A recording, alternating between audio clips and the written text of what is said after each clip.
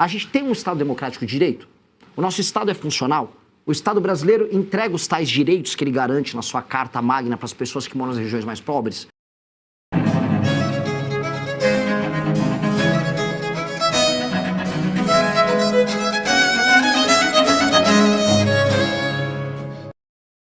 A pergunta é, o senhor está propondo uma nova revolução política no Brasil? Qual seria exatamente essa revolução do Missão, o seu partido, e a sua como um candidato, digamos, novo nesse cenário político e já à presidência da República? E, claro, como vai fazer essa mudança que o senhor está propondo, levando-se em conta a vida brasileira como ela é?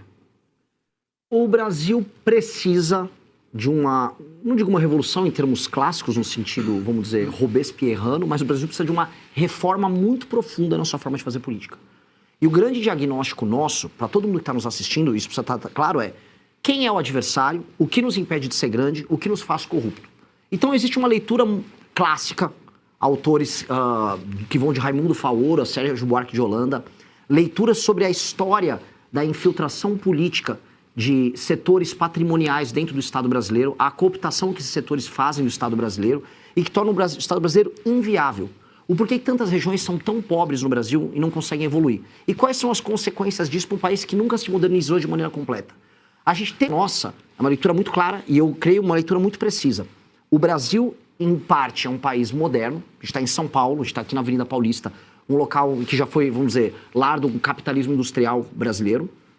Ao mesmo tempo que a gente visita outras regiões, eu pude viajar pelo Brasil e ver isso, em que nós estamos no período colonial ainda, com pessoas vivendo quase que na servidão. Eu faço uma correlação direta entre os escândalos de corrupção brasileiro, os problemas que a gente vive com o próprio STF, que se tornou um mediador dessa loucura toda, a ineficácia da aplicação de políticas públicas, a pobreza institucional que nós temos, com isso, com a superação de um modelo, e é isso que nós estamos propondo como missão, um modelo político que faça que o Brasil seja permanentemente subdesenvolvido. Que a gente nunca consiga apagar as amarras do passado. E com a provocação que eu deixo aqui, a principal provocação. Hoje, o Brasil é administrado por um presidente do Senado que é do Amapá, que é um estado inviável em termos econômicos. A Câmara dos Deputados, de um deputado que é da Paraíba, outro lugar inviável. Falamos sobre o Flávio Dino, ministro no STF, que veio do Maranhão, um estado que as pessoas são tratadas como animais. Outro Cássio Nunes que foi nomeado, que é do Piauí, que teve agora seu maior líder político, Ciro Nogueira, envolvido numa operação. Onde eu quero chegar?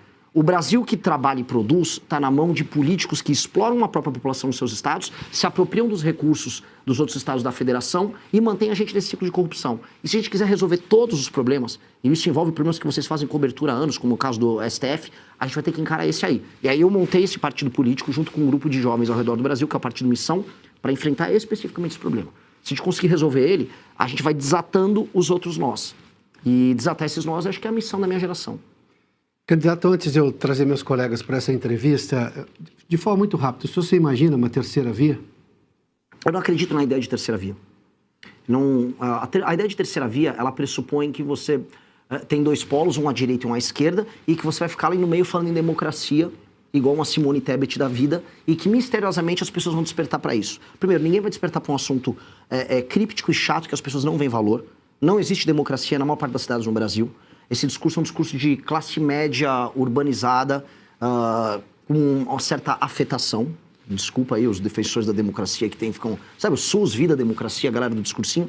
E esse discurso, a minha visão, não vai ultrapassar 3% nas pesquisas e em resultado final de urna. Você quebra hoje uma dominância institucional do petismo e uma resposta que o antipetismo teve no Brasil, que foi aderir ao bolsonarismo, apresentando propostas muito enfáticas e falando para o coração de determinados eleitorados que hoje estão sob o comando deles. Ir para o Maranhão, modéstia à parte, como eu fiz, falar dos problemas clássicos que se impõem para o maranhense e problemas que são materiais, é o buraco na rua, é a dependência do emprego da prefeitura, e ir para Santa Catarina explicar Pacto Federativo e imigração, que é um tema que, assim, está na ordem do dia para os catarinenses, mas que hoje ninguém vem falando. Nenhum dos deputados catarinenses vem falando desse problema deles. Então, acho que ao tratar desses temas, que são quentes para as pessoas e que são centrais para a gente reconstruir o Brasil, acho, é minha tese, que a gente começa a quebrar, vamos dizer, um discurso pronto. Uma ideia de que, eu vou votar no Flávio porque eu não gosto do Lula, e eu vou votar no Lula porque eu não gosto do Flávio. Para mim, esse tem que ser o caminho. A gente volta nesse tema, mas já vou trazer aqui, André Marcília, por favor, sua pergunta. Boa noite, Renan. Você tem se colocado como um crítico, né, do STF, do Moraes, do Estado inconstitucional, vamos dizer assim, de coisas que a gente tem visto no Brasil. E pelo menos na minha avaliação, muito do que nós vemos em relação ao STF é pela criminalização da palavra, né? A palavra foi criminalizada pelo Tribunal Supremo. Mas também já vi manifestações do senhor de que entendeu ou entende que houve tentativa de golpe em relação ao 8 de janeiro.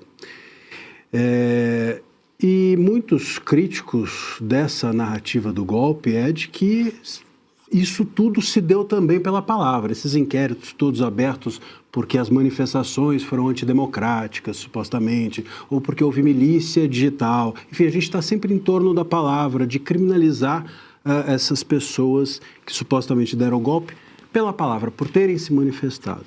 Como é que o senhor concilia essas duas coisas? Um STF que se excede por criminalizar a palavra e um golpe que, enfim, ou uma tentativa de golpe que se houve também foi em razão da palavra daqueles que se manifestaram nesse sentido ter sido vista como criminosa.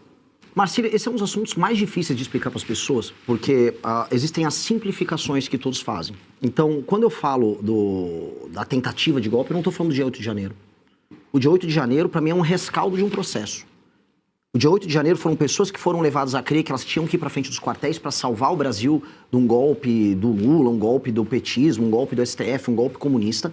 E elas ficaram sem comando ali, se organizaram numa manifestação, foram alvo, como depois foi demonstrado, de um ardil ali, aparentemente, tem que ser cuidadoso que eu falar, do Flávio Dino, mas do então governo Lula, que não colocou as forças de defesa para fazer a segurança. E eu organizei já muitas manifestações pelo Brasil. Todas, especialmente as de Brasília, contavam com presença de forças nacionais. Ali não tinha. E aí essas pessoas, elas cometeram um crime, elas invadiram prédios públicos, elas depredaram os prédios públicos, e elas têm que ser punidas por isso. Não com a pena que elas receberam, mas quem invade e depreda tem que ser punido. Não é isto quando eu falo da questão do golpe. Isso aqui é um rescaldo. Quando eu falo do governo anterior, o governo anterior levou um acirramento, motivou através de aliados pessoas a irem para frente de quartéis, e eu creio que pessoas envolvidas nesse tipo de trabalho insidioso têm que ter algum tipo de punição também. Dito isso, esse é o problema que fica complicado no Brasil. Nós estávamos vivendo já, especialmente desde 2019, começou lá com a Cruzoé, a criação de um regime paralelo dentro do STF, que é criado. Eu gosto muito de falar do direito penal do inimigo, que é uma tese que eu quero aplicar para o crime organizado, e que não encontra eco hoje com os ministros do STF. Mas, curiosamente, o direito penal do inimigo, que cria institucionalmente um inimigo do Estado, que seria um grupo de pessoas, ou uma quadrilha, uma organização que busca cometer crimes em série, eles fizeram isso com os bolsonaristas, vamos colocar ali. Eles foram tratados como, você citou bem as milícias digitais, que foi um termo que foi criado ali, eles foram qualificados como parte de um grupo de pessoas que tem que ter parte do seu direito de defesa mitigado, e com base nesse inquérito, que aplica o direito penal do inimigo, eles foram para cima desses adversários. Essas figuras, algumas delas estavam incorrendo em crime? Sim. Foi oferecido direito de defesa próprio? Não. Então a gente entrou, e está vivendo desde 2019, num limbo.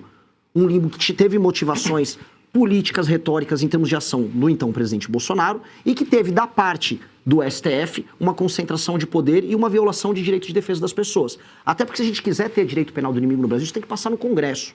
Isso não tem que ser determinado por uma ação por ofício do próprio STF. Então, esse imbróglio é um imbróglio que tem que ser desfeito. E o que a gente tem que fazer num governo novo é recolocar o STF dentro de uma caixa. Só que a gente não vê vontade institucional disso acontecer, porque quem assume grandes poderes não quer abdicar deles.